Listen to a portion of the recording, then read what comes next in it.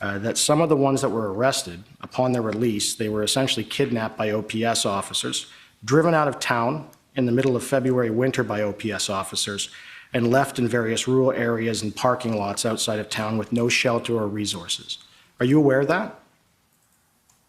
No, because I don't know the specifics of what they're speaking about. What I do know is that we, as part of our planning, and Inspector Lucas tomorrow will be able to provide more details, but we did have remote arrest processing sites, not in rural Ottawa, in the south end of Ottawa, in a residential mixed commercial area where they were processed and then released to be able to find transportation to wherever they needed to go, which is common with the police. Right. So one of the areas, there was several, as I understand. One of them was a municipal parking lot where the trucks were being towed to.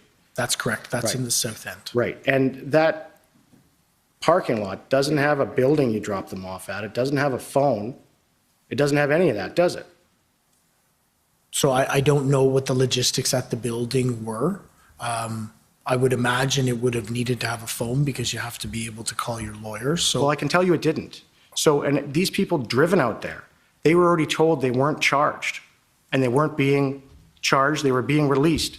But they were driven and forced outside of Ottawa or in the outer skirts and dropped off in the snow.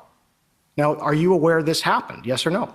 No, I'm not aware, and it wasn't outside of Ottawa. It was still within the geographical boundaries of the city of Ottawa. Thank you. So I take it, sir, that you were aware of the February 8th, 2022 media briefing that the Ontario Police Service gave, where it was said to the media and in the public that OPS had concerns for the children of the protesters in Ottawa, and OPS wanted to discuss enforcement with the Child Aid Society of Ontario. You're aware that happened?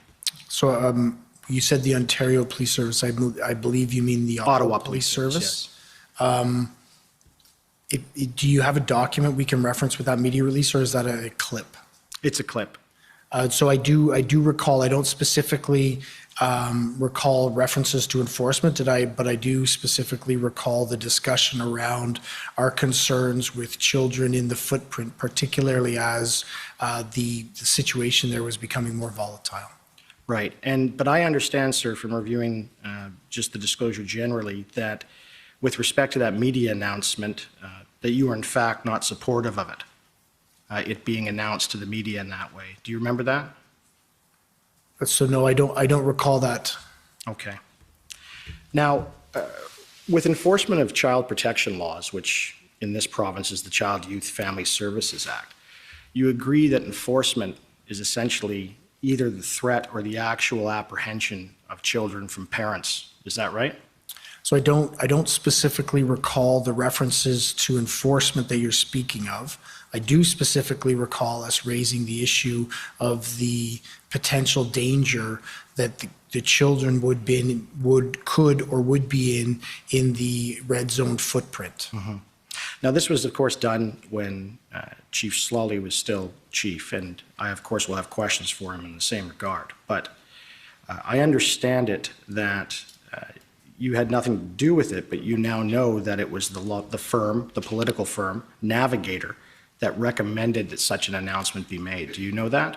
So I don't recall where the genesis of the announcement was, but I do stand behind. I had grave concerns with the fact that there were children within the footprint of an area where the activity that was occurring, but beyond that, within the area where there could be enhanced or would be enhanced enforcement activity. So regardless of where it came from, I had and shared those concerns.